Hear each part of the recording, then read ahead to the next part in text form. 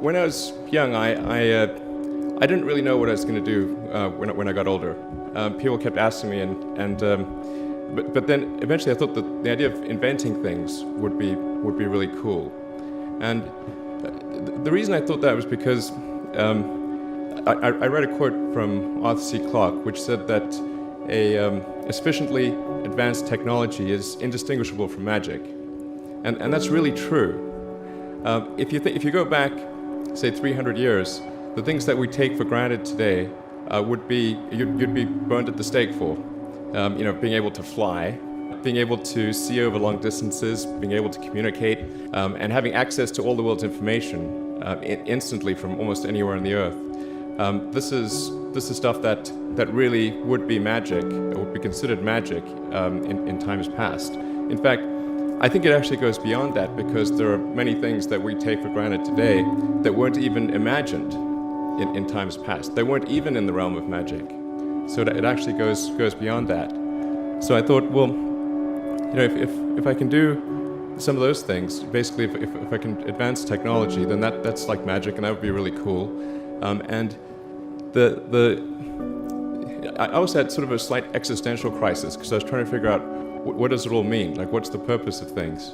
And I came to the conclusion that if we can advance the knowledge of the world, if we can do things that expand the scope and scale of consciousness, then we're better able to ask the right questions and become more enlightened, and that's really the only way forward. I think about what technology solution is necessary in order to achieve the particular goal, and then try to make as much progress in that direction as possible. I think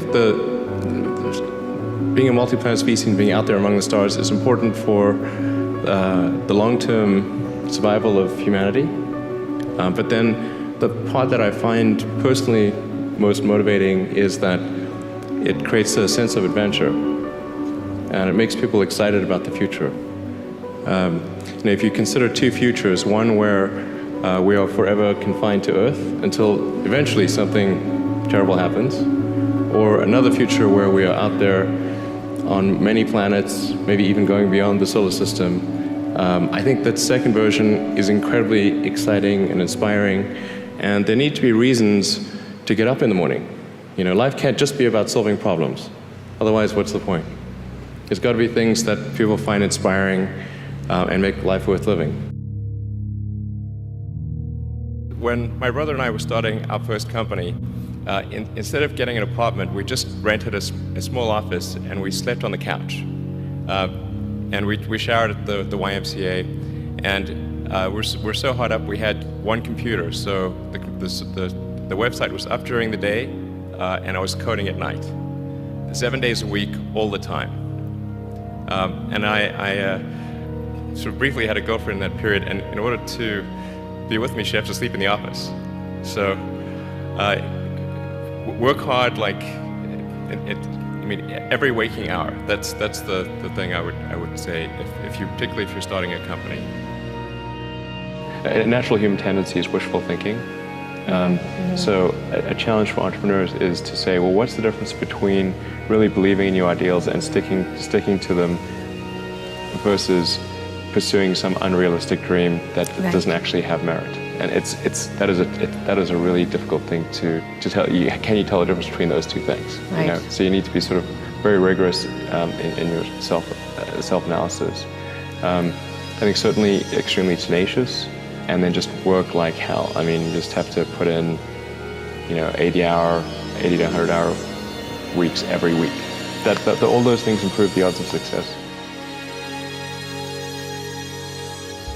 Or how do you think about making a decision when everyone tells you this is a crazy idea? Or where do you get the internal strength to do that? Well, first of all, I'd say I actually think I feel fear quite strongly. So it's not as though I just have the absence of fear. I feel it quite strongly.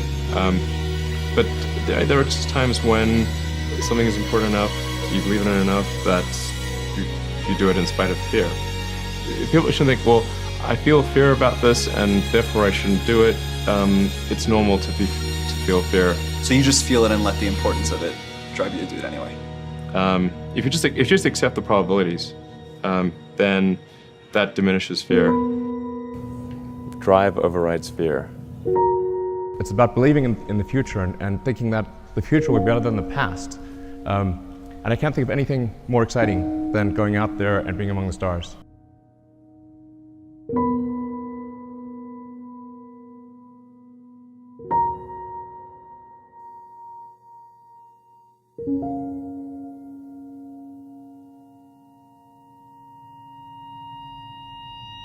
For more great videos, please like and subscribe to our Money Talk channel.